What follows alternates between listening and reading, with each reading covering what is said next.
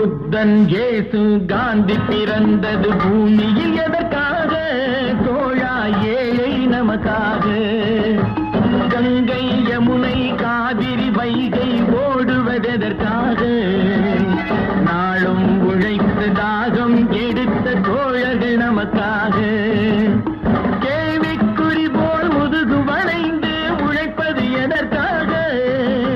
மானம் ஒன்றே பெரிதென எண்ணி பிழைக்கும் நமக்காக. புத்தன் இயேசு காந்தி பிறந்தது பூமி